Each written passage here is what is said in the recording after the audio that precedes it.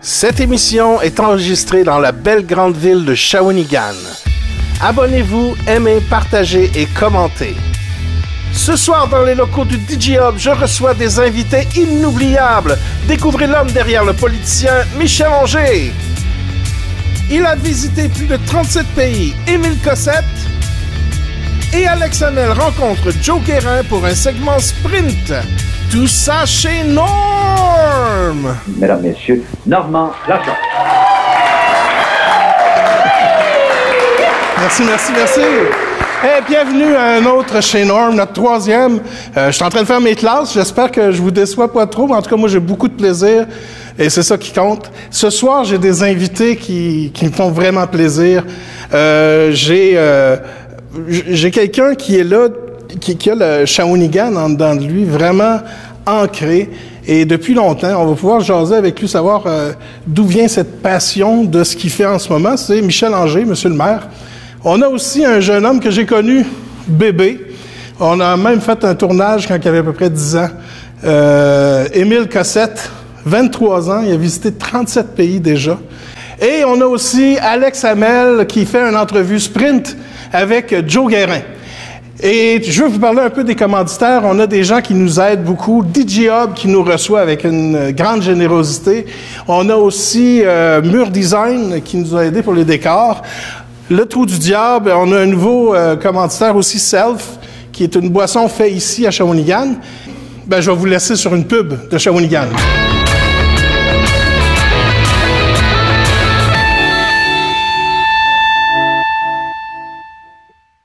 Pour la rentrée, c'est à Shawinigan que je magasine. Je trouve tout ce qu'il faut pour les achats scolaires et il y a plein de boutiques pour suivre les tendances mode de la saison. Les commerçants locaux nous offrent de belles exclusivités pour toute la famille. Le service que je reçois est chaleureux et adapté à mes besoins. Vous savez, à Shawinigan, c'est beaucoup plus facile que vous ne le pensez de trouver ce que l'on cherche. En plus, on stimule l'économie d'ici. Tout est à 5 minutes, ce qui me laisse le temps de profiter d'une belle fin de journée.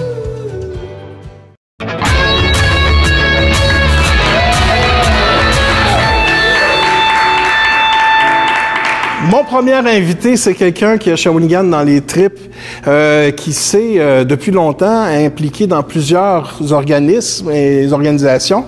Et à un moment donné, il a décidé de prendre la tête de cette ville, de gérer cette grande ville-là, cette belle ville-là. Puis il est arrivé dans un moment où c'était pas vraiment facile. On sait beaucoup ce qui s'est passé avec les fermetures d'entreprises et tout ça, mais il y a eu quand même ce regain où la matière première avant était l'électricité, maintenant c'est devenu les cerveaux, c'est devenu les gens qui se partent en affaires et il a compris ça rapidement. Et on veut savoir c'est qui l'homme derrière derrière le maire. Donc, mesdames et messieurs, c'est avec grand plaisir que je vais avoir comme premier invité Michel Anger.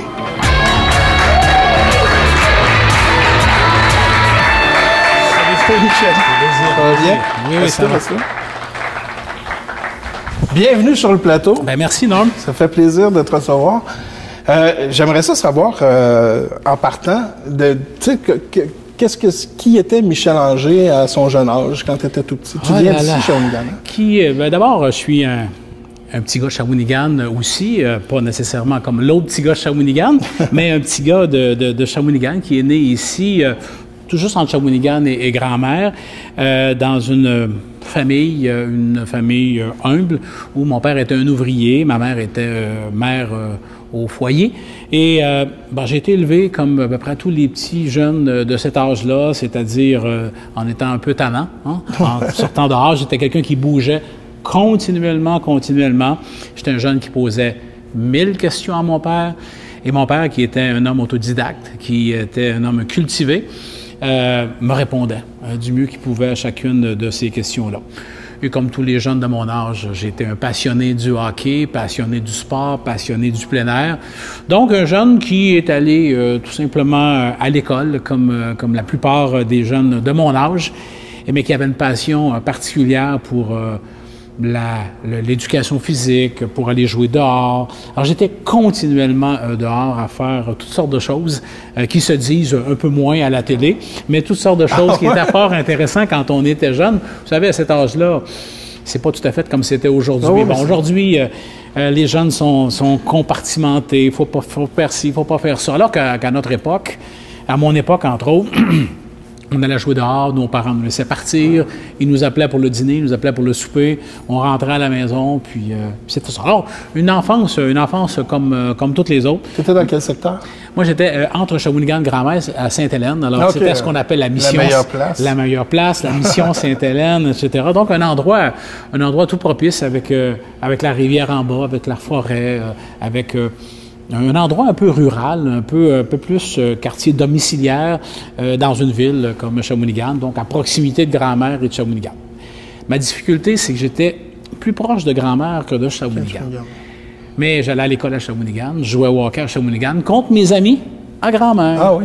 Alors là, il y avait une certaine compétition, puis ma petite blonde était du côté de Grand-Mère. Alors écoute, ça a été des moments qui ont été bien fun, bien agréables, et j'en ai profité. Tu as connu les belles années des discothèques qu'il y avait pour les 14-18 dans le temps? C'est ça, exactement, les discothèques 14-18.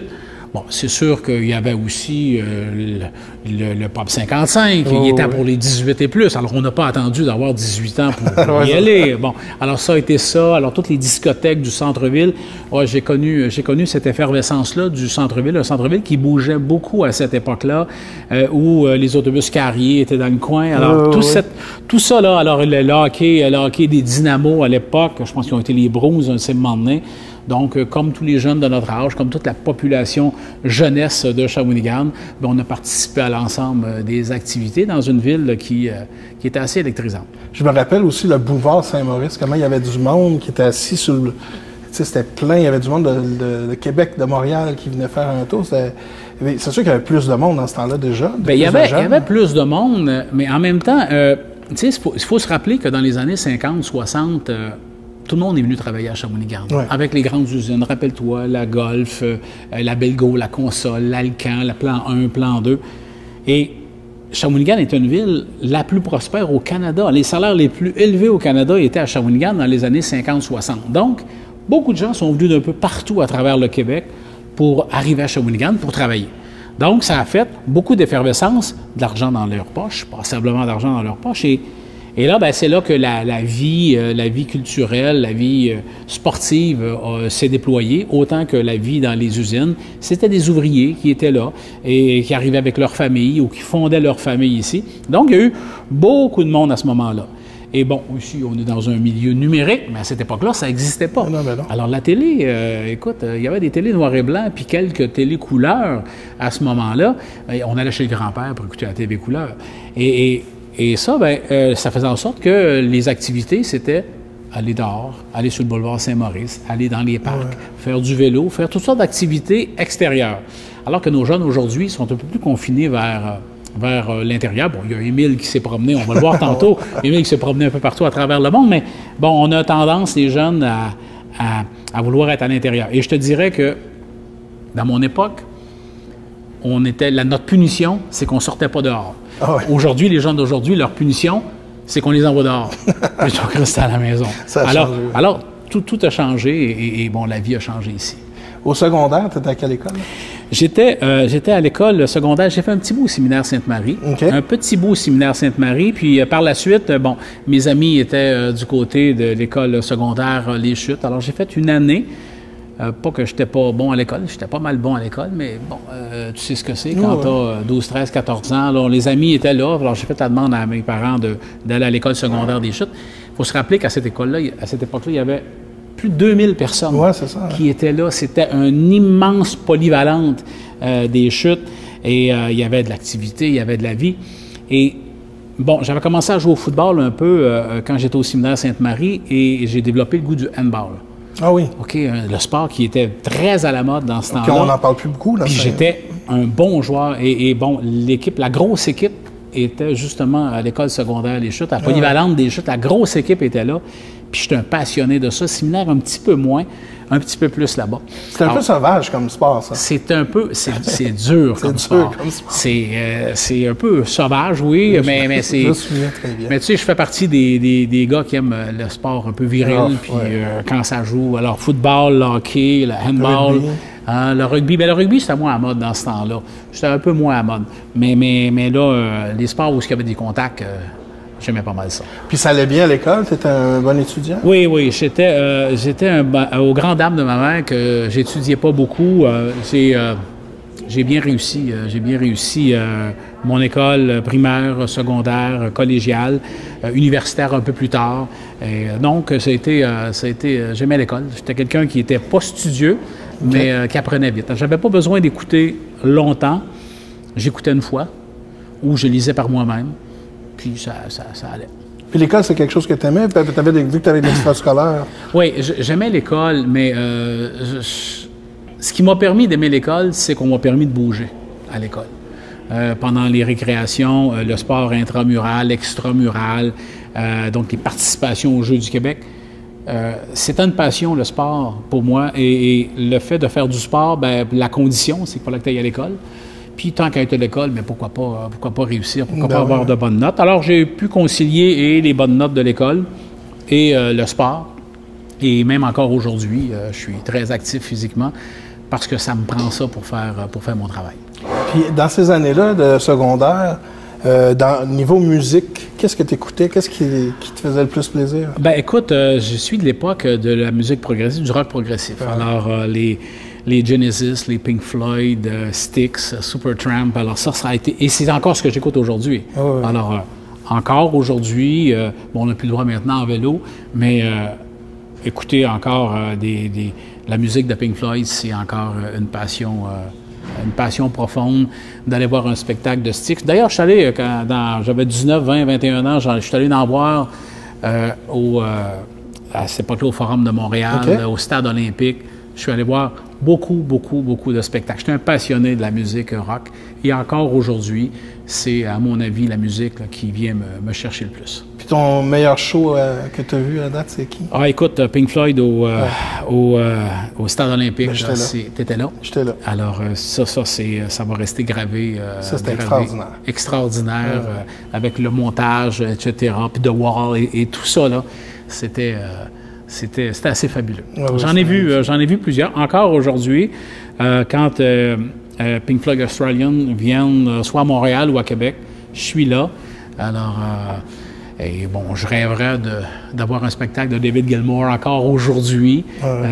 Puis bon, ça n'a pas... Il a décidé d'arrêter. Alors, je suis encore quelqu'un qui est très passionné de ce genre de musique-là. Et puis, à cet âge-là, qu'est-ce que tu avais comme vision de toi plus tard? Dans quoi tu voulais aller? Ben, regarde, d'abord, quand j'ai fini à l'école, vers la fin du secondaire, je rêvais d'être un avocat. Ah oui? Et quand je suis allé passer mes tests pour voir dans quelle direction on va le faire, on me disait toujours que j'étais excellent manuel, que je pouvais faire de la mécanique, de l'électricité, de l'électronique, que je pouvais faire ça.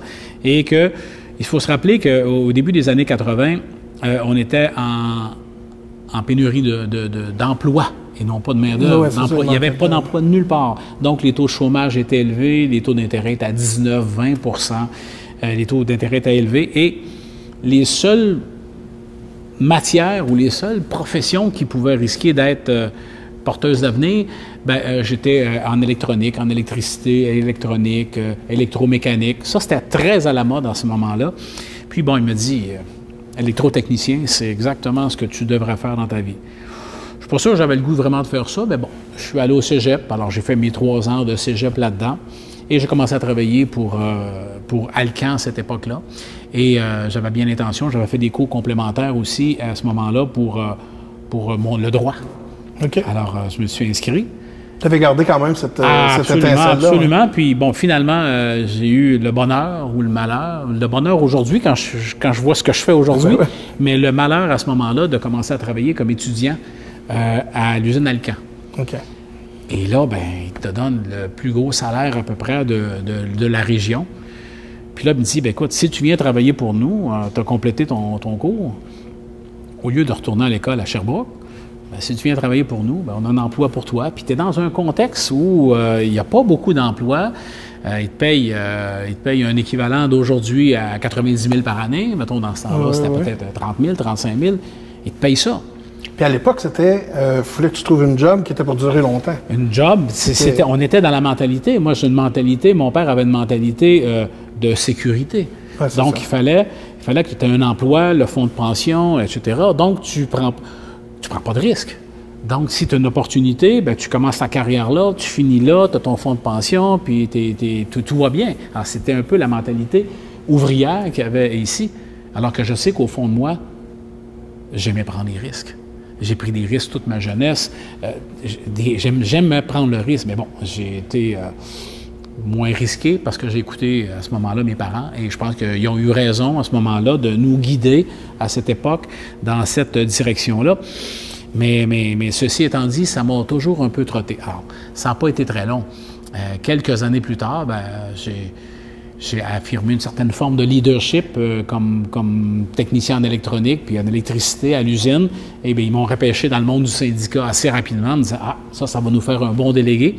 Et là, ça a basculé, et là, ben, rapidement, j'ai gravi les échelons du monde syndical qui m'a, comme tu l'as mentionné en ouverture, qui m'ont permis de me positionner dans toutes sortes d'organisations de développement économique. C'est là que j'ai développé mon goût de l'entrepreneuriat, de l'entrepreneurship, de prendre des risques, de favoriser les gars et les filles qui prenaient des chances. Tu sais, à une certaine époque, être un entrepreneur, c'était mal vu au Québec. Tu te rappelles de ça, hein? Oui. C'était mal vu au Québec. Alors qu'aujourd'hui, ben, tout le monde rêve d'être un entrepreneur. Tout le monde rêve. Alors, c'était ce changement de mentalité que je gardais en arrière-plan depuis 15 ans, 20 ans, 25 ans, puis qui m'ont permis, quand je suis arrivé à ma job de maire, de dire, ben écoute, si moi, j'ai pas eu la chance d'être un entrepreneur, bien, je vais aider ceux qui ont le goût de le faire. Et c'est comme ça qu'on a transformé notre ville pour être une ville d'entrepreneurs. Quand tu étais dans le syndicat, je reviens un petit peu en arrière. Ah ben oui. Quand tu étais dans le syndicat, c'est parce que c'était une époque où c'était rough, là. Oui. Surtout qu'il n'y avait pas beaucoup de jobs et tout ça. C'est une période qui était un peu sombre. Ça devait être une belle école. Ça t'a formé à être prêt à vivre des choses qui étaient un peu plus... Écoute, j'étais à la CSN et bon, ce qui m'a intéressé le plus, c'est pas nécessairement la négociation de conventions collectives. C'est pas ça qui m'a intéressé. Oui, j'ai fait la négociation, puis j'ai fait mes classes là-dedans. Mais à la CSN, il y a deux choses. Il y a la négociation de conventions collectives et ce qu'on appelait le deuxième front. Le deuxième front, c'est un front de lutte sociale, de justice sociale. Alors, le pari qui a été fait, et Gérald Larose, on se rappelle de Gérald Larose à cette époque-là, le pari qui a été fait, c'est si, comme organisation syndicale, on s'occupe et de la convention collective, des négociations, de syndiquer du monde, puis en même temps, on s'occupe d'améliorer les conditions de vie, bien, les gens qui vont être syndiqués vont être doublement gagnants. Comme syndiqués avec des meilleures conditions, mais aussi comme citoyens de la vie, en ayant de meilleures conditions de vie.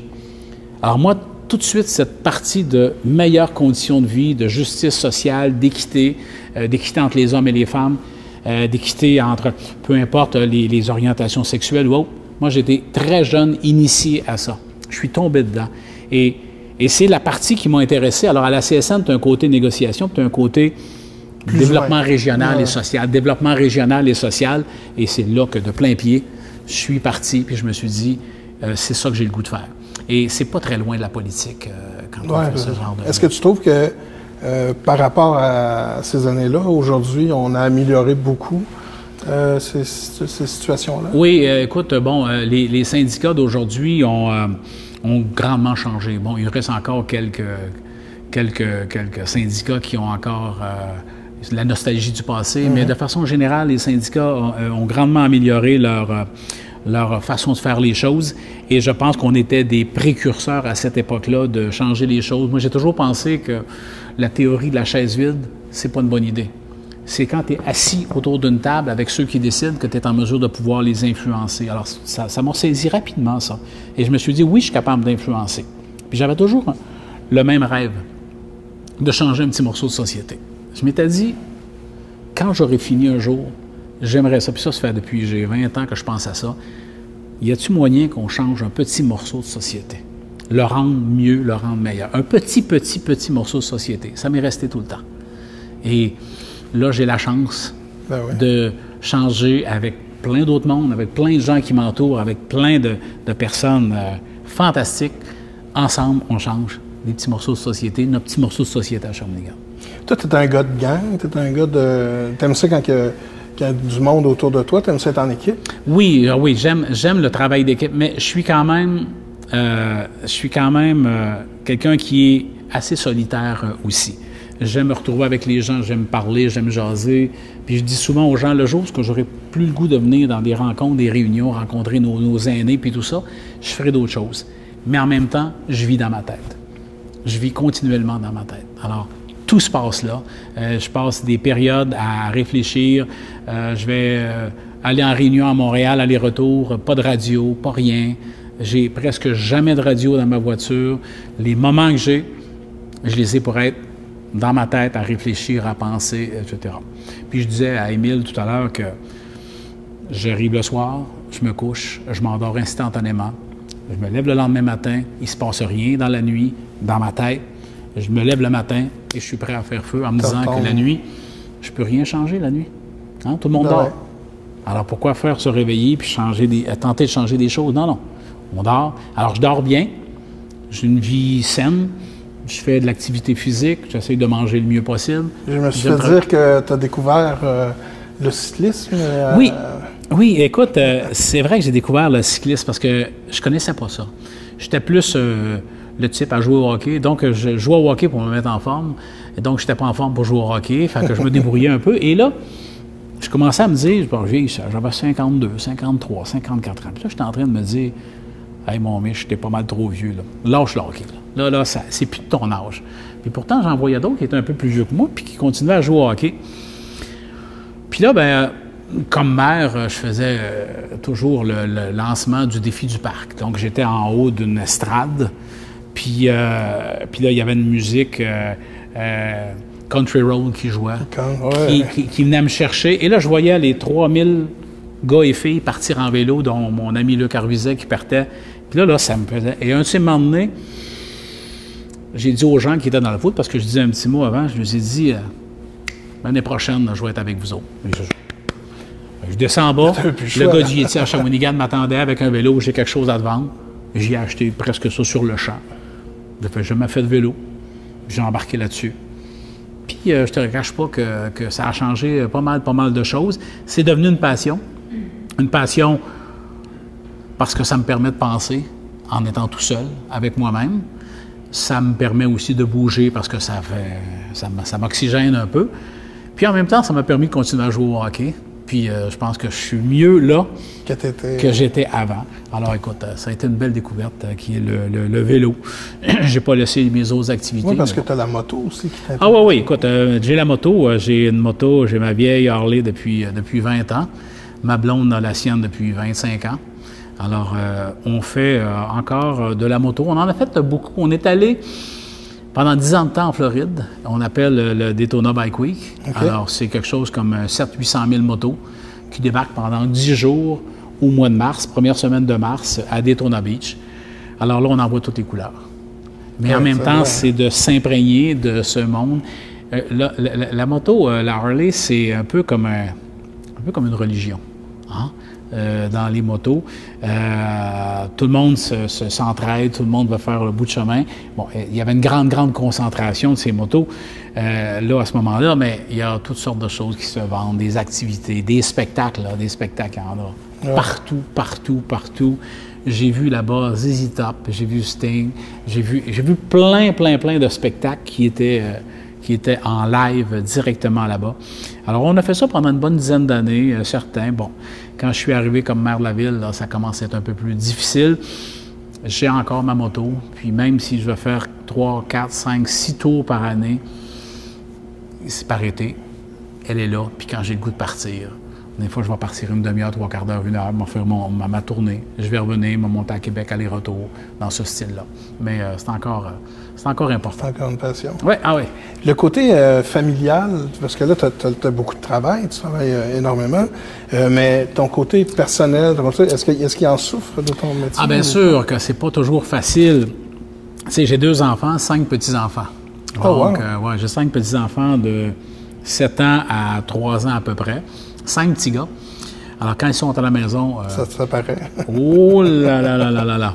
On est content quand ils arrivent, puis on est content quand ils repartent parce qu'on est fatigué. Papy est fatigué. Mais ceci étant dit, j'ai des enfants fantastiques. Un fils qui a vécu pendant 7 ans au Chili, qui est marié avec une Chilienne, qui est revenu ici. Il a 2 enfants avec sa femme chilienne. Puis mes 2 enfants sont dans les environs, donc dans le coin. Et ils comprennent que ma passion, c'est mon travail. Puis qu'en même temps, j'ai souvent de longues discussions avec eux sur ma volonté de vouloir améliorer les choses, changer les petits morceaux de société. Donc, ils sont assez d'accord avec ça. Je vois pas mes petits-enfants pas assez souvent, mais en même temps, quand on se voit, c'est la fête. Donc, on réussit à trouver des petits moments où on s'organise pour être tout le monde ensemble. Mais oui, c'est difficile de faire de la politique pour une famille. Je disais tout à l'heure au gars que, tu sais, je ne veux pas jamais souper à la maison, là. Jamais. Ah ouais? Jamais, jamais, là. Pas un soir de semaine. Et le samedi, ben c'est l'âge d'or, c'est telle activité, c'est le groupe de bénévoles, ceci, c'est ça. Et l'été, souvent, ben, il y a des activités. Je me garde l'hiver, le dimanche soir, pour aller jouer au hockey. Mais pour jouer au hockey, ben, c'est un spaghetti à 5 heures l'après-midi. Pas de vin. Alors, tu comprends que ma conjointe trouve ça moins le fun. Ouais. Tu as fait le petit spaghetti du dimanche, mais en même temps, ça fait partie de la vie, puis ça m'aide à m'oxygéner. Est-ce que tu étais avec la même conjointe quand tu étais arrivé? Non. Ça, c'est une nouvelle conjointe. Une nouvelle, ça fait une vingtaine d'années qu'on est ensemble. Je suis... avec la mère de mes enfants, on est des grands amis. On est allé au hockey ensemble encore en fin de semaine avec les petits-enfants. Fait que ça, c'est pas un problème. Alors, souvent, ben, il y a on bifurque dans la vie. Oui. Et ça fait partie de ma vie, comme plein d'autres, d'ailleurs, ont passé par là. Mais j'ai cette chance-là d'avoir une ex-femme, ex-conjointe qui est tout à fait charmante, qui comprend toutes les situations avec lesquelles on a élevé nos enfants sans aucun problème. Même chose pour les petits-enfants. Donc, une superbe relation comme tout le monde souhaiterait en avoir une. Alors ça, c'est cette chance-là que j'ai aussi avec Raymond. Et quand tu es dans le domaine public comme ça, premièrement, il faut aimer le monde, il faut aimer ce que tu fais, mais tu as souvent des gens qui ne comprennent pas nécessairement tous les gestes, des décisions que tu prends.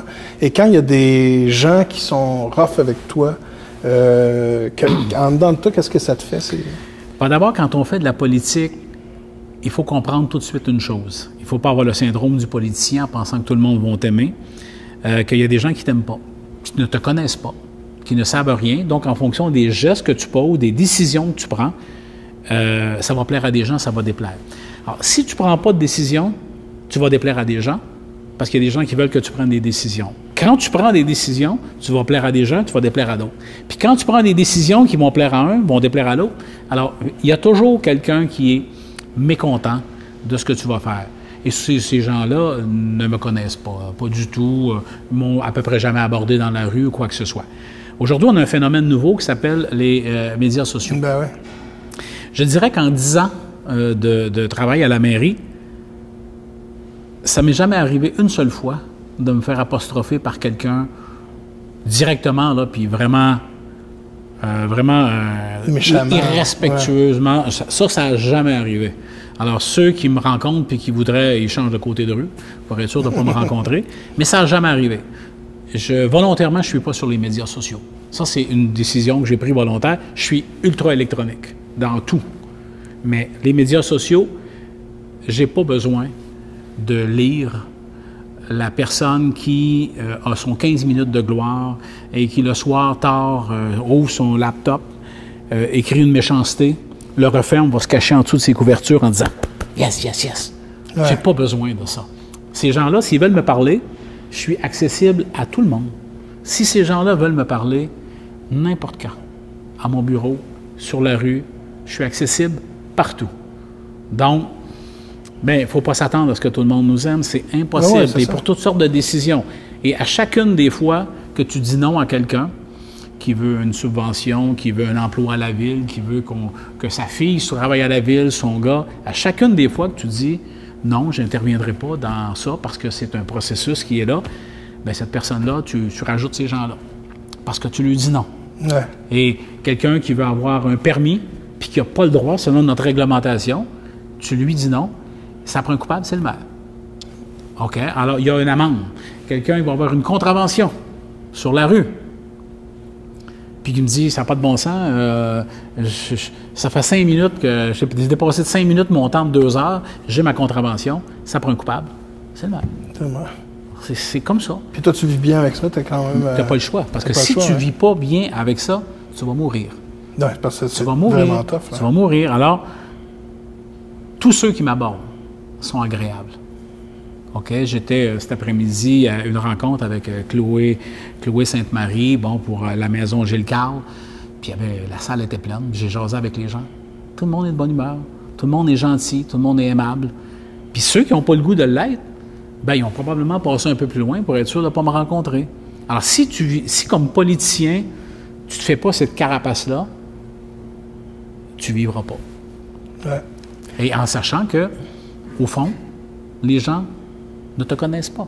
Ne te connaissent pas personnellement. Écoute, je fais cette entrevue-là là, avec toi. Là.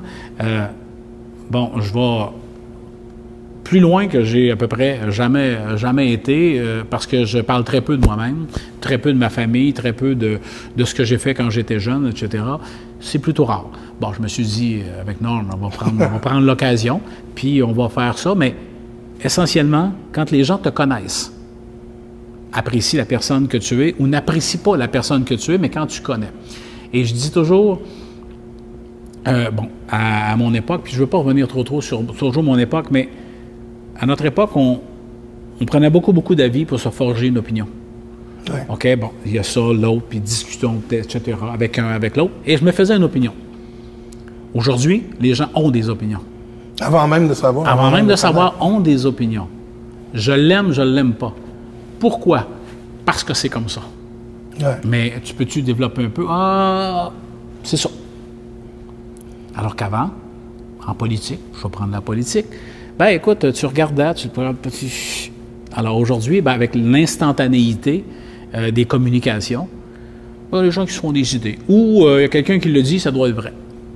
Parce qu'on vit ça beaucoup avec les nouvelles technologies, justement, surtout Internet, où ce que la nouvelle va rentrer sans être filtrée, sans être vérifiée. Puis on le voit, là, les élections qui arrivent fédérales, où il y a des atrocités qui se disent oui. qui n'ont pas de bon sens. Est-ce que on voit aussi les journaux qui vont tomber, que c'est des journalistes qui prenaient le temps d'aller chercher les idées. Comment tu vois ça un peu? C'est précieux ce que tu amènes parce que, bon, les fameuses fake news, on en a partout. Il y a des gens qui transmettent toutes sortes de choses par Internet, par Facebook ou autre. Les médias traditionnels, le média traditionnel, lui, a la responsabilité, le journaliste a la responsabilité de les valider sa source, valider ses choses. Il ne peut pas se permettre, quelqu'un va lui dire quelque chose, de dire, ben oui, je prends ça pour acquis. Donc, il y a toute cette obligation d'aller contre-vérifier la nouvelle qui va lui être apportée. Donc, c'est un peu un rempart à tout ce qui peut se dire de négatif. Puis je ne suis pas contre les médias sociaux, loin de là. Moi, je pense qu'il se dit des choses fort intéressantes sur les médias sociaux. On réussit à apprendre des choses, on réussit à... Il y a une foule d'informations. Mais c'est pas là qu'on doit aller puiser l'information fondamentale. Okay? Bon, donc, il y a toutes sortes de moyens d'aller faire cette vérification-là. Mais ceci étant dit, Internet est un dictionnaire absolument fabuleux, hein? Une source d'information fantastique pour plein de monde, plein de gens. Combien de fois, quand on veut savoir quelque chose, on ne le sait pas, hein? On n'attend même pas. Hein? On n'attend même pas tout de suite, instantanément, c'est quoi ci, c'est quoi ça. Donc, c'est beaucoup d'informations qui est extrêmement précieux. Mais pour nous, quand on veut parler au public, bien, il faut passer par les médias. traditionnel ou le média social aussi, les médias sociaux, oui, on peut le faire de cette façon-là. On peut le faire des deux façons. Mais la presse écrite est encore, la presse parlée, la presse écrite est encore essentielle. Et je ne sais pas combien de temps ils vont résister à cette poussée des grands de ce monde, des Facebook, des Google, etc. Je ne sais pas combien de temps ça va durer. Et si je te demandais, qu'est-ce que tu veux faire plus tard, une fois que ce côté de politicien, ou en tout cas le côté municipal, va passer, où tu aimerais être? Qu'est-ce que tu aimerais faire? Moi, je veux redonner à la société. J'ai eu le privilège de faire un travail que j'aime. Mon père me disait, choisis un travail que tu aimes, puis tu ne travailleras plus jamais de ta vie. Alors, ça fait 10 ans que je ne travaille pas. Ça fait déjà 10 ans que je ne travaille pas. Et j'ai l'intention de faire un petit bout de chemin encore. Mais après, je vais redonner. Gratuitement, bénévolement. Ici, j'ai construit ça. Ouais. Avec d'autres. On a donné une vocation, une orientation à ce qui se passe ici. Et pour moi, ici, ça, c'est ma passion. Ça me fait vibrer. De travailler avec des entrepreneurs, d'aider les hommes, d'aider des jeunes hommes, des jeunes femmes, même moins jeunes, à réaliser leurs rêves. Pour moi, je pense que si la communauté entrepreneuriale de Shawinigan, le centre entrepreneurial a encore besoin de moi, je vais répondre très certainement oui, mais je ne veux pas le faire rémunérer. Je suis privilégié de faire ce que je fais présentement, puis je vais redonner bénévolement, gratuitement à ma communauté. Ah, c'est bon, ça. Ce que je voulais savoir aussi, c'est parce que tu vas nous parler de nous autres un peu partout dans le monde. Oui. Puis, tu as un amour profond pour la population de Shawinigan, pour la ville de Shawinigan. Puis tu vois un peu Shawinigan comme un père qui voit son enfant qui va devenir une grande personne, quelque chose de grand. Comment tu présentes Shawinigan quand tu vas... Bien, je présente Shawinigan comme une population résiliente. Il n'y a pas de population au Québec ou au Canada qui a vécu une désindustrialisation comme Shawinigan l'a vécu. On aurait pu s'effondrer complètement. On aurait pu se mettre les mains au-dessus de notre tête en me disant, bien, le ciel va nous tomber sur la tête. Arrêtons, arrêtons, arrêtons. Bien au contraire. Les gens ont décidé de se relever les manches et d'y travailler. Le dernier forum entrepreneurial qu'on a fait justement ici, en 2017, a fait état que 98,1% de la population de Shawinigan croit au virage entrepreneurial de la ville. Je ne sais pas où sont les 2%, là, mais 98% des gens se disent « Shawinigan est dans la bonne direction ». Alors que de père en fils, on a travaillé dans les usines, de père en fils, on a changé d'une usine d'une place à l'autre, que là, on salue le travail des hommes et des femmes qui se lancent en affaires, qui se lancent dans le monde de l'entrepreneuriat. Bien, c'est fabuleux. Et ça, bien, à chacune des fois que je le présente, parce que souvent, on m'invite en Europe, en France, je suis allé en Allemagne, à plusieurs endroits. Ce qu'on veut entendre, parce que là, ça se parle, ce qu'on veut entendre, c'est comment Shawinigan a fait pour, en 7, 8, 9, 10 ans, partir d'un endroit où tout s'écroulait vers un endroit où les jeunes reviennent, les jeunes s'installent, les jeunes ont le goût d'aller de l'avant. Alors, ça, c'est un changement radical. Radical. Parce qu'avant, il y avait... Moi, les jeunes de mon âge sont partis. Oui. Puis, les jeunes de mon âge sont partis aussi. C'est ça. Puis aujourd'hui, ils veulent revenir. Ils veulent revenir. Et là, le phénomène le plus intéressant, c'est que là, tous ceux qui ont pris leur retraite à l'extérieur reviennent s'installer à Shawinigan. Les jeunes, moi j'ai vu ici des jeunes au centre qui proviennent de Saint-Jean-sur-Richelieu, je l'ai vu de Montréal, je l'ai vu de Québec, des jeunes qui choisissent un milieu de vie pour y travailler, puis un milieu de vie pour vivre aussi en famille, donc avec les grands espaces, un coût de la vie beaucoup moins cher. Donc, c'est ce que je vais présenter souvent ailleurs. Et je le dis toujours, le secret de notre réussite, c'est la communauté entrepreneuriale. C'est que toutes les organisations, quelles qu'ils soient, fédérales, provinciales, municipales, économiques ou autres, ont des objectifs communs, travaillent dans la même direction. Et ça, c'est un... Écoute, je suis allé faire cette présentation-là à Stockholm. J'ai été invité par l'OCDE. L'OCDE faisait une étude au Canada pour voir les 3 endroits Et donc, il faisait des études sur 3 villes, Hamilton, Shawinigan et une 3e en Ontario. Et ils nous ont choisis, justement, à cause de cette concertation de tous les acteurs du milieu qui nous ont, qui ont permis à notre ville de faire ce virage-là. Quand j'ai présenté, il y avait 300 personnes, 180 pays qui étaient là. Puis j'étais avec un Chinois, une Française et un Italien. Puis on a fait chacun la présentation, parce que c'était dans chacun des pays. Puis toutes les questions ont été sur Shawinigan. Ah oui? Ouais, toutes les questions ont été sur Shawinigan. Donc, écoute, il y a eu une vingtaine de minutes de questions. Puis, les 20 minutes, ça a été Shawinigan, Shawinigan, Shawinigan. Pourquoi ci, pourquoi ça, qu'est-ce qui s'est passé, etc., etc. Alors, ce que ça veut dire, on ne le réalise pas toujours. Puis, une partie de la population ne réalise pas ce qui s'est passé ici. Puis, c'est pas moi, là. Non, okay? C'est une communauté résiliente, une population résiliente qui a décidé d'embarquer dans un rêve. Exactement comme nos entrepreneurs démarrent leur entreprise avec les inquiétudes, avec les moments un peu plus difficiles, les moments qui sont plus pépés. Alors, on s'est entrepris. On a entrepris notre vie, on a entrepris notre communauté, et ça a fonctionné, ça a marché. Alors, c'est ça qu'on va présenter.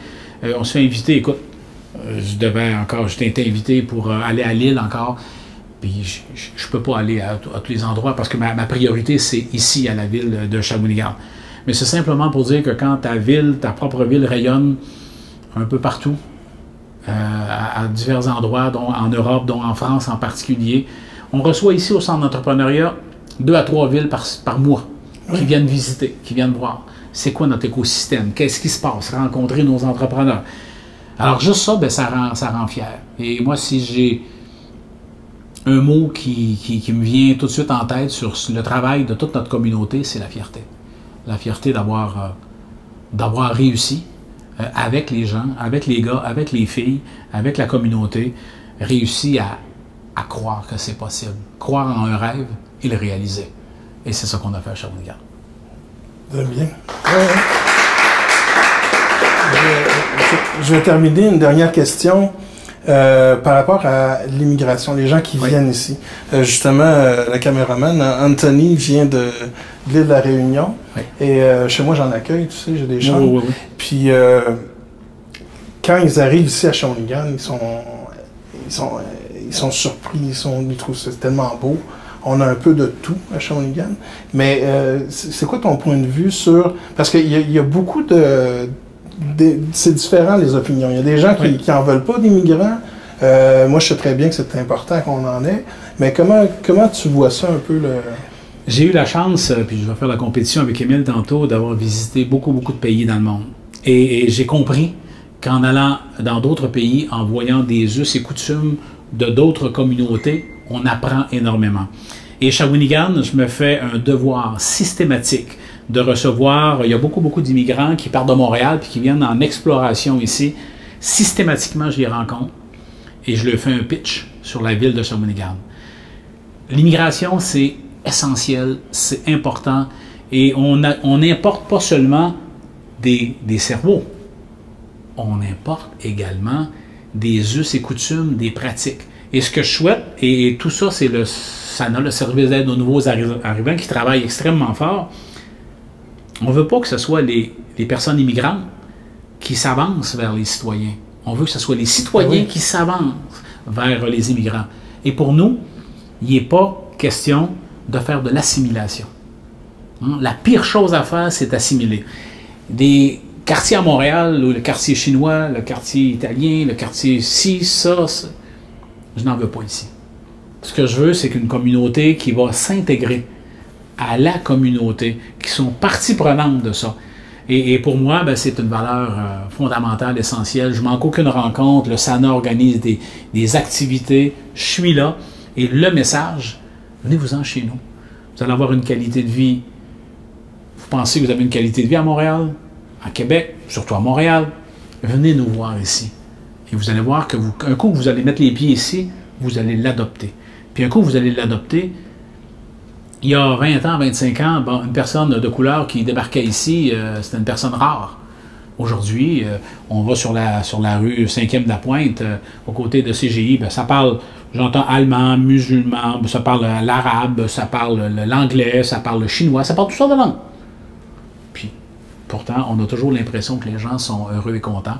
Donc, bon, moi, limiter l'immigration, écoute, toutes les fois que je vais en France, il y a 10 Français qui veulent venir ici pour un Québécois qui veut aller en France. Hein? Puis s'il y avait des opportunités, des possibilités, moi j'ai des offres d'emploi, des gens là, qui veulent absolument venir ici. Bon, le processus d'immigration, en théorie, on devrait avoir une passerelle facile, on met une passerelle difficile. Oui, c'est vrai, la langue, c'est correct de parler en français, mais il ne faut pas mettre une barrière difficile. Tu sais, ces gens-là arrivent avec leur culture, leur façon de faire, et heureusement, nos jeunes générations, et de plus en plus, nos populations d'âge moyen comprennent l'importance de la différence. Moi, je pense qu'on ne doit pas faire de la ségrégation d'aucune façon. On doit travailler au mieux vivre ensemble. Mieux vivre comme collectivité ensemble.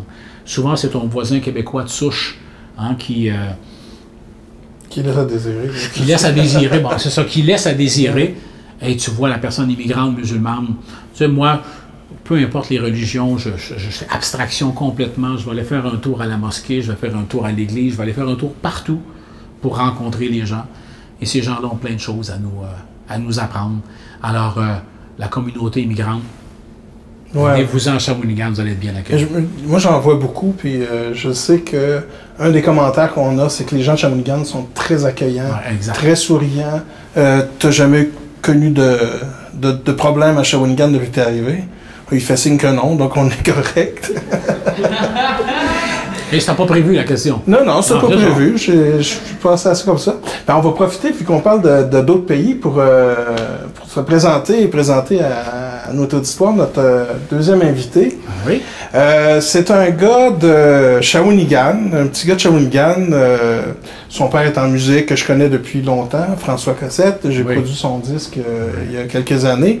Et j'ai connu ce gars-là, il était petit bébé. Puis à un moment donné, avec Yvan Lafontaine, on avait fait une vidéo. C'était lui la vedette du vidéo à 10 ans, avec ses yeux bleus, ses cheveux comme aujourd'hui, dans le fond. Puis on voyait déjà qu'il y avait une étincelle dans ce petit garçon-là. Aujourd'hui, 23 ans, il a visité au-delà de 37 pays, ce qui est extraordinaire. Mesdames et messieurs, accueillez-le, Émile Cossette.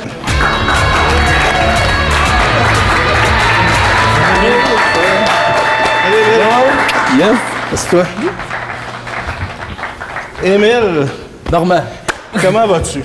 Ça va super bien, toi? Toi, t'arrives là en ce moment de l'Ouest, c'est ça? Ouais, c'est ça. On était dans l'Ouest canadien, moi depuis 8 mois, ma blonde est arrivée après 4 mois, puis on essayait de vivre cette réalité-là de l'Ouest. L'Ouest, c'est pas un autre pays, ça? Non, c'est ça. Ça dépend de la politique. Il est au Canada, ça. Ouais, c'est ça. Parle-moi un peu de ton enfance. Comment je veux que tu nous amènes au moment où tu as décidé d'être un citoyen de la planète. OK. Commence par le début, l'enfance, comment c'était? J'étais un enfant choyé. Non, mais pour vrai, j'ai eu 2 parents incroyables qui m'ont donné tout l'amour. Mes modèles, mon modèle de mère, mon modèle de père, mon modèle de grand-mère, les modèles de ma tante, de sœur, ça a été incroyable. En plus, c'est d'une grosse famille. Oui, Cossette, les Cossette, c'est mon frère, 12 frères et sœurs et tout. Mais, j'ai eu une enfance vraiment super plein d'amour avec des belles personnes autour de moi. Saint-Boniface, après ça, j'ai bougé à Shawinigan, j'ai changé d'école secondaire, séminaire, Paul Lejeune, Duro. Fait que j'ai pas arrêté de changer. Après ça, tu voyageais déjà. Ouais, c'est ça. Puis dans le fond, ce qui s'est passé, c'est que j'étais vraiment très, très, très sportif. Mon père dans la musique, là, je commence à jouer plus dans la musique. Ouais. Mais, fait que c'est ça. Commencé à jouer au football très intensément depuis que j'étais jeune. Puis là, j'ai été recruté pour Limoilou. Et là, j'ai joué une session. Et finalement, après, à la dernière pratique quasiment, je me suis fait une commotion cérébrale. Puis c'était rendu une de mes 8, 9, 10... ça explique un peu ton... Oui, c'est ça, les cheveux qui virent et tout. Fait que je sais pas exactement combien j'ai fait de commotion, mais c'est plus que 8. Donc là, mon médecin m'a dit, tu ne pourras plus jamais jouer au football de ta vie. Donc là, choc identitaire, secondaire 1 jusqu'à cégep, c'est juste... T'avais vraiment l'intention à ce moment-là de faire une carrière? Je joué à l'Université Laval, il est juste sur ta tête quand t'es jeune. OK, je vais ça doit quand même donner un mauvais... Ça doit faire mal, là. D'aplomb, mais c'est Commotion, quelqu'un. c'est sûr. Ouais, Je savais pas. Non, mais je veux dire, tu sais, vu que tu avais des buts d'aller plus loin, Ouais, dans le ça sens- doit être oups, qu'est-ce que je vais faire? Ben, sur chaque identitaire, tu dis Émile Cossette, je me définis par sportif, et finalement, ok, du jour au lendemain, t'es plus rien. Puis je m'étais mis très intense là-dedans. Fait que là, j'ai fait, qu'est-ce que je deviens? Fait que là, après ça, j'ai fait comme peu importe, j'ai organisé un festival avec mon ami Jean-Christophe Millette à Shawinigan pour faire une levée de fonds pour aller faire un échange étudiant en Autriche. Fait que là, je me suis fait échanger. Je suis allé en Autriche pendant 1 an. J'ai étudié en allemand, en espagnol, en français, en anglais. C'était incroyable. Là, je voyageais un peu, je partais sur le pouce une fin de semaine en Serbie, peu importe. Fait que c'est là que j'ai vraiment fait. Ah oui? Wow! Juste ça. Oh non, mais Tu sais, il parle de ça comme si on était au dépanneur. Mais en Europe, c'est comment drôle, c'est facile. arrivé? Là? Pourquoi tu as commencé à faire ça? Qu'est-ce qui t'a mis ça dans la tête? Écouter écouter son ressenti puis écouter son énergie qui est en dedans de soi. Fait que moi, j'avais toujours je veux voyager, j'allais en Beauce avec mes amis, peu importe, j'avais toujours ce feu-là qui est en dedans, qui voulait voir plus, qui voulait voir d'autres façons d'être. Parce que oui, j'ai grandi à Shawinigan et tout le kit, mais is there more? Like, est-ce qu'il y a plus de façons d'être ou différentes, peu importe? Fait qu'en allant en Autriche, je me suis dit, OK, on va apprendre l'allemand, ça va être drôle. Fait que si tu commences les premiers cours de psycho, ich habe das nicht gemacht, aber was muss... J'ai fait, mais qu'est-ce que je fais ici? Fait que là, de commencer à apprendre T'avais une quel langue, âge, là? J'avais 18, ouais. OK. Fait que ça, c'est là que tu as commencé, 18 ans. 18 ans. Puis là, après ça, ça a été, l'épicerie coûte cher en Allemagne, en Autriche. Fait que là, je vais partir sur le pouce en Slovaquie pour aller m'acheter de la bouffe. En tout cas, ça a vraiment commencé là à me dire, j'explore. Est-ce que tu as découvert que tu étais débrouillard ou tu savais déjà? J'étais pas débrouillard. Ça s'apprend l'as avec appris, C'est ça, ça s'apprend. Tu sors de ta zone de confort, tu te fais l'épreuve à toi-même, puis là, tu fais comme, je suis capable de faire ça, je suis capable de faire ça. Genre, tu prends confiance en toi. De plus en plus que tu vas loin, de plus en plus que tu essaies des choses. Tu dors une nuit dehors d'un pas de tente. Ah, cool, je suis capable. On n'a pas de limite, on se met à nos propres limites, puis on se conceptualise, je suis Émile, mais après ça, tu sors de ce contexte-là, tu sors de ce concept-là. Tu fais comme, je suis tellement plus que ça, je suis tellement plus que ça, puis à un moment donné, Tu te surprends dans tes... c'est ça, ouais. T'as commencé à voyager à quel âge, ça? Ah ben écoute, moi j'ai commencé, comme un peu tout le monde, dans la vingtaine, là, tu vas faire un tour avec ta blonde dans le sud, etc. Puis c'est plus quand j'ai commencé à travailler dans le monde du syndicat que j'ai commencé à voyager beaucoup. Par affaires ou par plaisir? Non, j'ai fait un peu les deux. Mais c'est surtout aussi, là, il y avait une partie du travail, une partie du plaisir, mais ce qui m'intéressait, c'est d'aller en Colombie, d'aller au Venezuela, d'aller dans des endroits un peu particuliers, d'aller faire un tour à Bogota, là, il y a une quarantaine d'années, de 30-35 ans de ça, c'était quelque chose. Hein, Pablo aussi. Oui. Et il s'est passé toutes sortes de choses à ce moment-là. Fait que j'ai toujours eu ce goût d'aller voir ce qui se passait ailleurs. Mon travail professionnel m'a emmené à plusieurs endroits, puis comme maire de la ville, là, évidemment, là, j'en ai voyagé, puis j'en ai fait aussi sur une base personnelle. Fait que j'ai fait pas mal de pays aussi. Cool, that's it. Dans tes voyages et tout ça, tu as eu des clashs de fou. Tu es arrivé à des endroits où tu as commencé à apprécier des affaires que tu n'appréciais pas avant, j'imagine. Vraiment pas. Raconte-moi un peu comment c'était. Des clashs. Je pense que le plus gros clash, c'est à chaque fois que tu reviens au Québec. Puis à Ok. chaque fois que tu fuis cette place-là, puis tu te dis, je suis pas bien ici, je suis pas capable. Là, tu reviens, tu fais comme, wow! Finalement, l'ambiance de cabane à sucre que tu as au Tim Hortons, ou peu importe, ça a une certaine valeur de te dire, les gens que je prenais pour acquis, ou peu importe, tu fais comme, c'est tellement des beaux humains. Wow! Mes parents qui m'ont donné cet amour-là, je vais tellement leur redonner, ou peu importe, puis de te dire, c'est ça, de comprendre ce que tu prenais pour acquis ici. Ça, c'est des chutes à Shawi, c'est beau, là. Je m'en vais là avec des Européens, ils font comme, c'est incroyable, mais puis là, je fais comme, go, on va se battre avec Claudia. Mais il y a tellement de belles choses. Je pense que c'est ça. Le gros clash, c'est à chaque fois que tu reviens au Québec, tu te rends compte que tu es allé chercher des clés en voyage. Tu es allé en Inde, tu as débarré des clés, tu es allé peu importe où. Tu as débarré des parties de toi, puis tu reviens, puis tu les vois selon un nouveau regard. Et surtout, hein, la stabilité sociale, la stabilité politique qu'on peut avoir au Québec. Quand on va ailleurs, puis on voit dans des pays un peu plus troubles, un peu plus compliqués, tu reviens ici, je veux dire que... T'as-tu eu peur, des fois? Oui, bien sûr. Bien sûr! Je me nourrissais de la peur. Non, mais... Oui, pour vrai, je me nourrissais de la peur. C'est ça, parce que moi, je me souviens, dans notre temps, au Mexique, tu n'allais pas là parce que tu pouvais te faire décapiter. Haïti, c'était la même chose. Tu ne peux pas courir en Haïti, tu te fais arrêter parce que c'est pas normal que tu cours. C'est ça, c'était à l'époque où ce qu'on était. Mais aujourd'hui... Puis avec les médias, aujourd'hui, on pense que c'est encore pire et tout. Fais pas du pouce, tu vas te faire tuer, peu importe. Ah oui. Fais pas du pouce dans le bout de Memphis, il y a du trafic humain, peu importe. Les gens vont tellement te projeter leur peur et n'arrêteront pas faut juste que tu t'écoutes toi. Puis si t'es plein d'amour, puis si tu souris et tout, pour vrai, il y a juste du beau qui se passe. Oui, t'as peur, des fois tu te dis, ouais, je dors là, il y a des tigres dans cette région-là, qu'est-ce que je vais faire? J'ai une serpe. Ça va quoi, bien aller. des tigres? Ouais, c'est comme quoi, c'est ça! En vrai, quand je traversais le Népal à pied, bon, ok, on part à une histoire. Okay, Ah ouais, vas-y. Ben, bon, écoute, je vais te laisser, Ben mon oui. cher Normand. Hey, on voudrait une bonne main d'applaudissement pour Michel. Merci. Merci, Emile. Yes, On aura merci l'occasion. Un bel ambassadeur pour notre communauté. Oui. Ah, puis attends, je vous dis, je partageais quoi? Je me disais quand ça allait être difficile dans ma vie, mais moi aussi, j'ai Shawi tatoué sur le cœur. Ah, c'est on bon, est deux. ça, c'est bon. Ah, ben, c'est super bon. Hey, C'était clair. ma graine de mer. Ah, c'est ça. OK. Bye-bye à Merci. tous. OK. Raconte-moi ton histoire. Clash. J'avais plus beaucoup d'argent maintenant en étant en Inde. 2 mois de complet chaos et de. Ça, c'est une autre histoire. En tout cas. En sortant de l'Inde, je me suis dit, OK, je m'en vais au Népal, je vais traverser le pays à pied. Pas beaucoup d'argent, j'ai mon sac à dos, fait que j'y vais, OK, go. J'arrive à la border, puis je commence à marcher et tout. J'ai mon djembé avec moi, mon gros sac à dos, c'est pesant. Puis là, je marche pendant 9 jours. Maintenant, j'arrive dans un. J'ai comme pris une petite trail bizarre, il y a des petits villages des montagnes. Là, je parle à des gens et tout, puis ils me présentent à quelqu'un, puis je lui dis, ah, moi, je vais dormir ici. Puis il me dit, hey, il y a 2 tigres dans le jungle juste ici. Là, je fais comme. C'est vrai, je me suis pas informé de peu importe qu'est-ce qu'il y a dans la biodiversité et tout. Puis il m'a dit, je vais t'adopter. Je vais rester chez nous un peu, puis tu vas rester Je chez vais nous. t'adopter? Ouais, c'est ça. Fait que je suis resté 1 mois et demi chez eux à apprendre le népalais, à Ok. rester avec eux, à apprendre les coutumes et tout, aller voir des massacres d'animaux. Il y a plein de choses qui s'est passées. Ils m'ont appris comment couper du bois à serpe pour les bisons le matin. On mangeait dans notre salon, il y avait des bisons à côté qui chiaient en même temps. Puis... Ah, ouais. Oh non, c'était trippant. Puis après ça, je suis... À la fin de ce trip-là de 1 mois et demi que je restais avec la famille, j'ai décidé de tout donner, mon sac à dos, mon hamac et tout, pour me détacher de ce que j'avais besoin, parce que je me disais, j'ai besoin de tout ça, ce sac à dos-là plein pour partir à l'aventure, mais non. C'est juste ma zone de confort que j'avais besoin, puis là, je voulais la pousser au bout.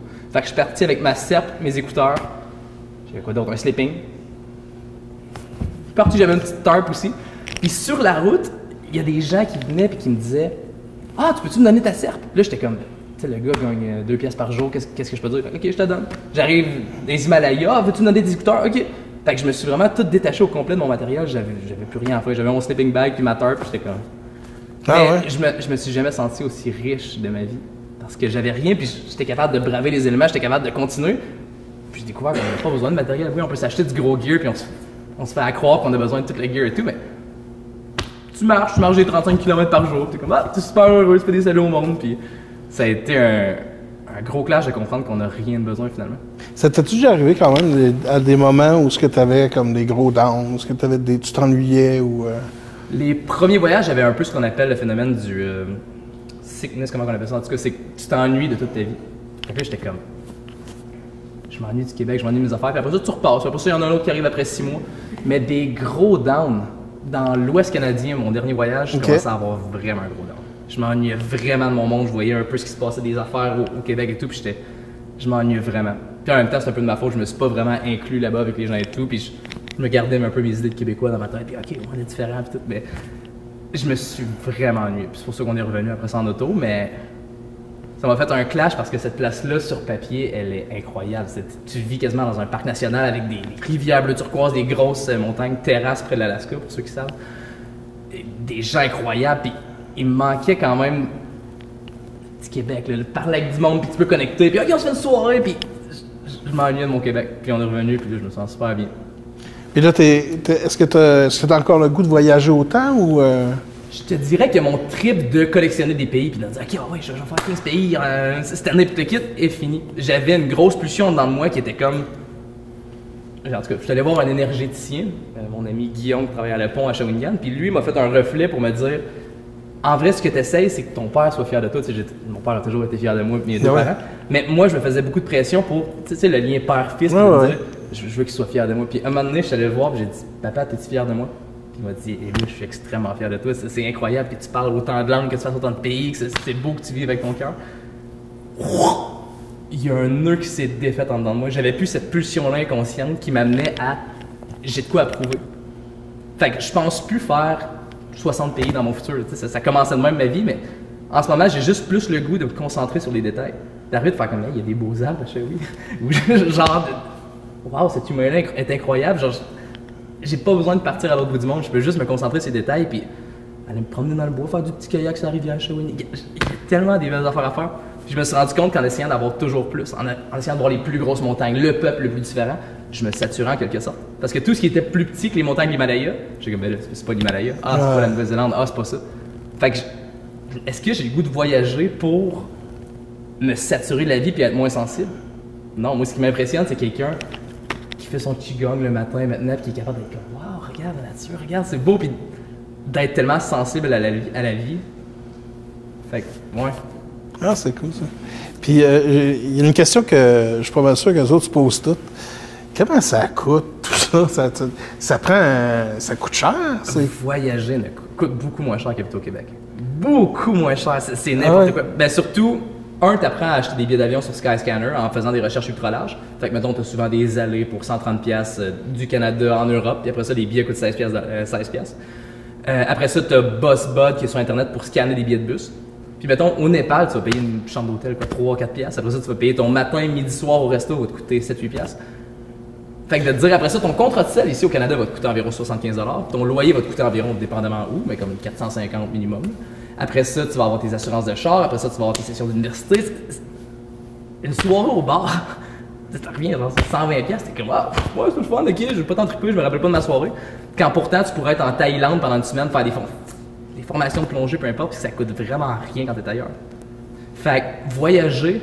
Mais toi, c'est un voyage particulier. T'as les gens qui vont aller comme à Cuba une semaine, des affaires de même. Ça, c'est normal qu'on aille chercher. Autant cette réalité-là, parce que ces gens-là travaillent 51 semaines par année et veulent aller chercher un besoin de liberté, pas un besoin de liberté, mais un besoin de décanter. Toi, c'est plus une aventure qu'un voyage. Moi, ça a été vraiment genre, je me cherche dans le voyage, puis je veux aller voir c'est quoi les limites. Je veux pogner mes murs, puis je veux me casser à la face. J'ai voulu aller chercher mes limites de tous les côtés, puis comprendre je suis qui, moi, dans ce monde-là.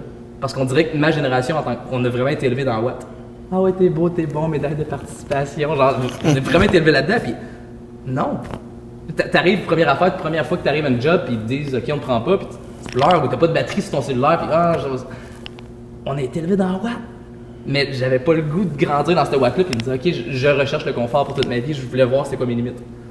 Puis j'encourage n'importe qui a cette énergie-là à aller chercher ses limites pour comprendre t'es qui dans ce monde-là. Comprendre tes patterns inconscients, comprendre qu'est-ce que tu projettes sur le monde. On va vous expliquer un petit truc, c'est que le micro d'Émile avait tombé, mais on va garder quand même l'entrevue qu'il y a eu avant parce que c'était trop intéressant pour ne pas vous le montrer. Vous allez voir, Émile a quand même une voix d'homme, pas une voix de Mickey Mouse. Ouais, maintenant que j'ai le micro... Pendant qu'on plaçait les micros et tout ça, il y a Jean, qui est le père de mon associé, qui en ce moment est en Australie. Et ça fait 2 ans qu'il est parti. Il était au Mexique, il était à Toronto, Australie. Il a fait un peu d'autres pays aussi en s'en allant vers ça. Et ce qu'il disait à son père, c'est qu'il avait un peu peur de revenir. T'as-tu senti quelque chose de même? Ben, c'est extrêmement dur de revenir parce que tu reviens dans les mêmes schémas que tu as toujours grandi. Donc, tes parents te voient comme ça, tes amis te voient comme ça, la société, genre les gens autour de toi vont t'emprisonner un peu dans leur jugement qu'ils avaient déjà de toi.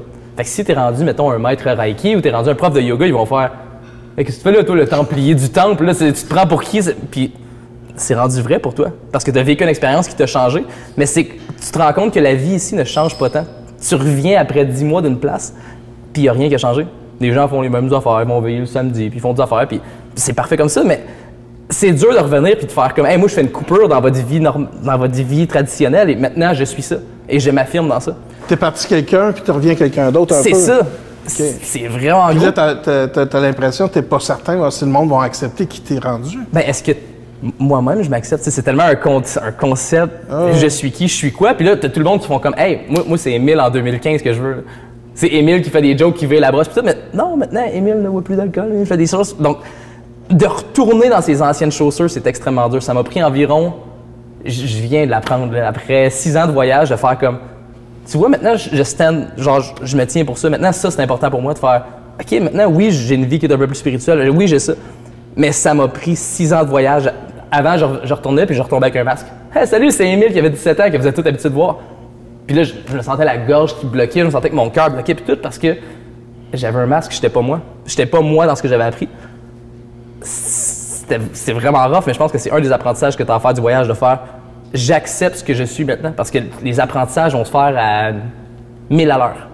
Puis, as-tu l'impression que ta vie n'a pas évolué à la même vitesse que, pas nécessairement que c'est mieux ou pas mieux, là, mais tu sais, tu as une différente vitesse qui s'est faite, tu as pris une courbe que les autres n'ont pas pris. Fait que quand tu arrives, tu n'as plus les mêmes référents, tu n'as plus les mêmes trucs. C'est que tu te rends compte qu'il y a d'autres humains qui ont les mêmes référents que toi. Je suis pas tout seul.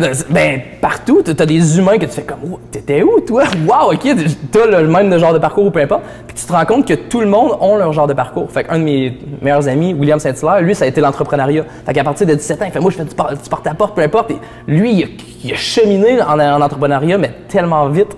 Puis maintenant, il y a le magasin Puff à Trois-Rivières. Puis tu vois qu'il a fait la même chose que moi, mais dans un autre chemin. Et tout le monde prend son chemin, puis c'est ça qui est beau. Puis ce qui est encore plus beau, c'est de voir quelqu'un qui a suivi le chemin que son cœur lui disait, qui n'a pas suivi le chemin que la société lui a dit, qui n'a pas fait « Ah, je vais faire ça, je vais faire ça », puis que finalement, tu vis une vie, mais tu survis, mais tu vis pas. Aussi. Ouais, c'est ça. Beaucoup de regrets, on regrette pas ce qu'on a fait, on regrette ce qu'on n'a pas fait. Fait que ce que j'aime voir, c'est des gens qui ont poussé autant que moi, mais dans une autre direction, puis qu'on fait comme « C'est vraiment beau voir comment tu as surfé sur ce feu-là ». Et j'adore rencontrer ces gens-là de n'importe quelle sphère. Mon amie Mélodie qui voyage, qui a le bistrot à Saint-Mathieu, qui a le bistrot 6 mois, qui voyage autant ou beaucoup plus que moi.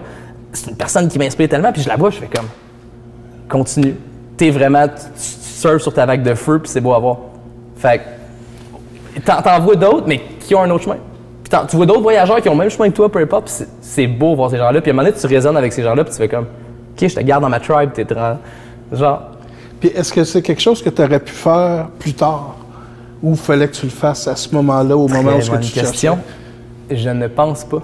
Et je pense que souvent, on veut remettre à plus tard puis se dire « Ah, je vais voyager quand je vais avoir 25 ans puis on finit ma maîtrise. » Quand tu vas avoir un enfant, quand tu vas avoir tes dates d'études et tout. Maintenant, j'ai plus l'énergie de voyager comme ça puis de marcher, de me coucher dans la rue, peu importe. Je l'avais avant. Et je pense que ce qu'on manque beaucoup en tant que société, c'est d'écoute pour soi-même.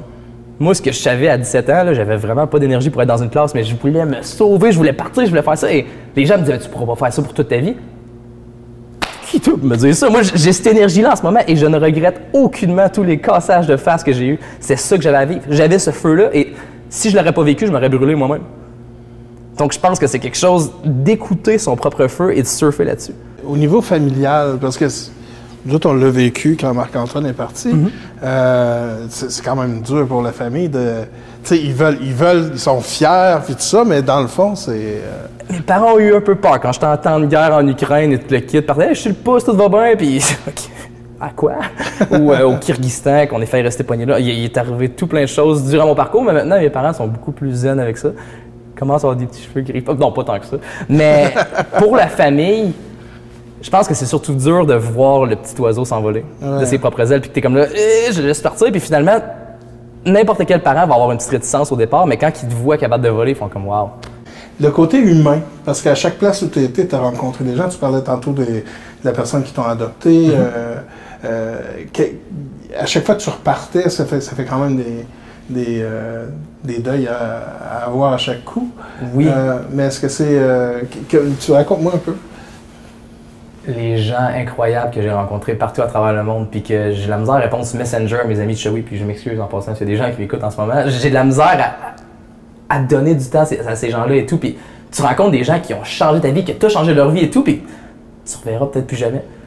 Mais en même temps, il y a quelque chose de beau à ça, de dire comme « Hey, j'avais à te raconter à ce point-là de ma vie, t'es arrivé sur mon chemin, j'ai eu l'apprentissage que j'avais à faire, cool, tac, next. » Et en même temps, il y a des amis qui restent pour la vie, puis tu essaies de garder contact, mais c'est pas quelque chose que je fais assez prendre le temps de faire comme « Hey, yo, toi, ta vie, ça va comment en Géorgie que j'ai rencontré il y a 3 ans, toi, t'es quoi? » Parce que c'est tellement dur juste d'être dans le présent puis d'être comme OK, je te donne du temps à ma blonde, je te donne du temps à mon père, je te donne du temps à ma grand-mère.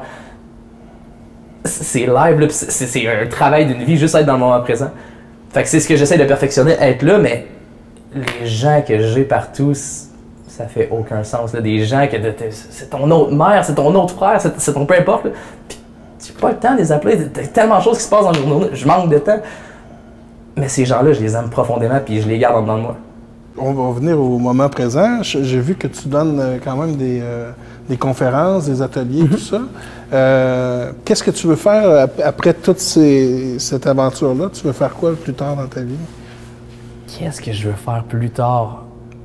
là, je sais que j'étudie à l'université sans ambition pour peut-être avoir un bac un jour puis faire quelque chose, mais mon vrai but, ce serait de continuer à me spécialiser en spiritualité. Okay. Peu importe si ça soit en management d'énergie sexuelle mâle, en yoga, en méditation, peu importe, je sais que si je suis rendu là dans ma vie en ce moment, c'est qu'il faut que je me pousse pour être capable de partager un jour aux gens comment améliorer ta vie, comment comprendre, quitter, genre comment surfer sur ton feu. Genre, j'ai appris des belles choses à date puis je veux partager ma vie, je veux que ce soit une vie de service pour l'humain puis d'aider les gens à suivre le parcours.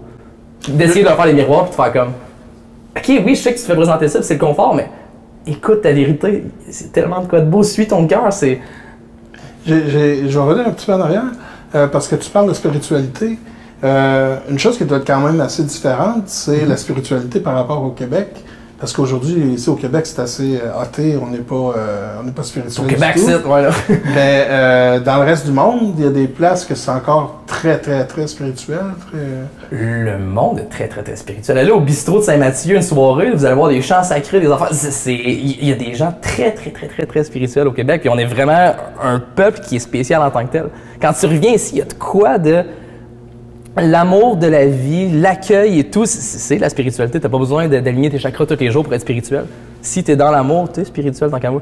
Mais les spiritualités différentes, c'est sûr que t'arrives en Inde, puis c'est que, OK, ouais, vous autres, ça fait 5000 ans que vous êtes là, puis ça paraît que vous avez poussé la vie assez deep et il n'y a pas une place dans le monde comme ça. Tu t'en vas au Kyrgyzstan, il n'y a pas tant de pouvoir dans la police, mais le fait que Allah ait dit que les gens ne se tuent pas, ben ça reste comme ça. Fait que la religion a une place tellement importante dans certaines places du monde, et ici, il n'y en a plus. Je sais pas s'il y a une place dans le monde qui a mis l'Église à la poubelle autant vite que nous. C'est un phénomène intense, le Québec. Ouais. Et on dirait que oui, je m'en vais ailleurs puis je m'en vais apprendre des choses, mais les portes que j'ouvre les plus grandes sont ici. Quelqu'un que j'aurais pas vu normalement, puis maintenant je suis attiré par elle, puis il me fait « Hey Émile, t'avais-tu pensé à ça? » Oh, OK, mon univers s'effondre et des amis comme justement mon ami Simon qui est là, mon ami Xavier, ma blonde Camille, Émilie Maloney, Catherine Baudouin, qui ont en tout cas des écoles de yoga à Shawi et tout. Ces gens-là m'ont fait des miroirs incroyables et qui ont changé des choses dans ma vie. Merci beaucoup, Émile. C'est magique. Le prochain segment, ça fait bizarre de passer de ce qu'on vient de parler à aller à Joe Guérin. Il y a Alex Hamel, qui est notre collaborateur, qui a fait une petite entrevue, une entrevue sprint avec Joe Guérin. On regarde ça.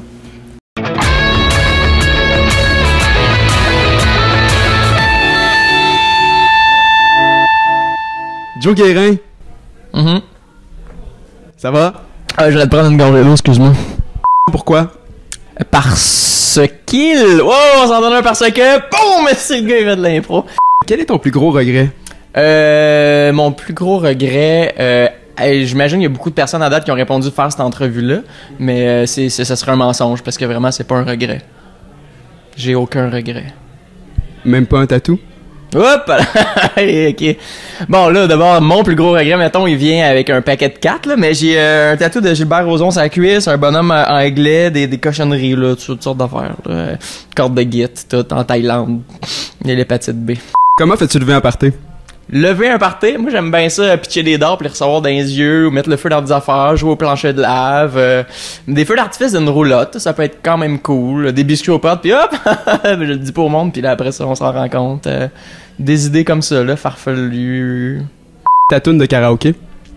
J'aime bien The Great Gig in the Sky de Pink Floyd, parce que tout le long c'est juste une madame qui crie, mais y a pas vraiment de parole. J'ai déjà fait 2 fois, je me suis fait sortir de fois égales aux fois que je l'ai faite. Peux-tu nous faire un extrait?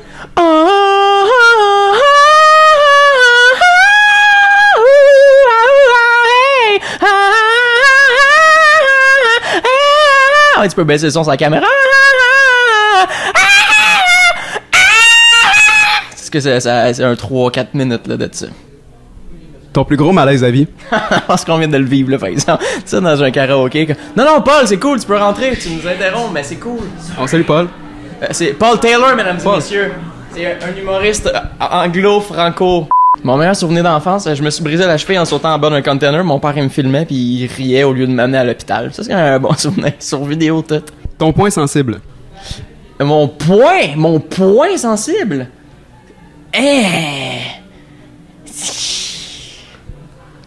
Une journée sans règlement, qu'est-ce que tu ferais? J'en inventerais. C'est dégueulasse. C'est comme de la poésie triste.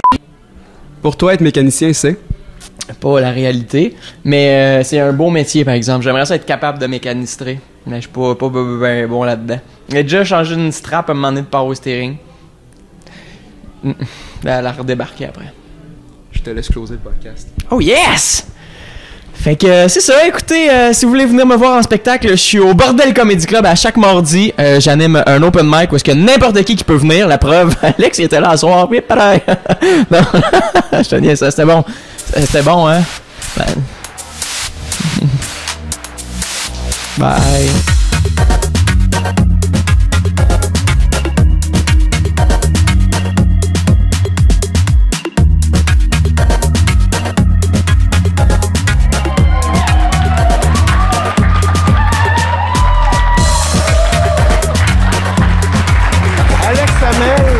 Jeune humoriste du coin qui vient de Saint-Tite. Vous savez, je le dis à toutes les émissions, c'est quelqu'un que j'ai découvert, que j'aime beaucoup. Bientôt, il va venir nous revoir en studio, là, mais c'est quand il fait ses spectacles dans les bars de comédie, ben il prend la peine d'aller voir les gens qui l'inspirent et faire ces petites entrevues-là. Puis vous pouvez aller sur son site, là, vous avez vu en bas, je vais le remettre aussi à la fin. Il y a ces entrevues au complète, mais en version audio. Parfait quand vous allez en voiture ou que ce soit, au lieu d'écouter la radio, vous écoutez des podcasts. Parlant de podcasts, justement, si vous voulez voir d'autres podcasts avec Joe Guérin, on en a fait 2 avec Affaires d'humour avec Alex Roof. Donc, vous pouvez les voir. Là, je vais mettre les images et les adresses. Vous allez sur nomade.tv et les vidéos sont là. On a aussi une bonne nouvelle à vous apprendre. Nous autres, on est vraiment contents. On a un nouveau partenaire avec nous. On va coproduire l'émission Les Bons Dimanches avec Simon Delisle. Ça va commencer bientôt. Je vous dis pas encore quelle date, là, mais c'est vraiment dans les semaines qui s'en viennent. Ça, c'est un gros morceau pour nous parce que Marc-Antoine, c'est lui qui m'a fait découvrir cette émission-là, ce podcast-là. Et c'est quelque chose qu'on a regardé. On les a tous vus. On les regardait dès qu'ils sortaient.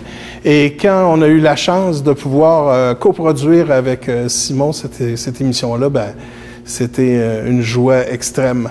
Je vais revenir avec Émile. Émile, qu'est-ce que tu fais? Qu'est-ce que tu peux faire pour les gens? As-tu des trucs? Qu'est-ce que je fais en ce moment? Ah, les trucs de vie en général ou qu'est-ce que... Non, au niveau de ce que tu peux offrir. Là, tu parlais des cours. En ce moment, ce que j'essaie de faire, c'est de vraiment faire...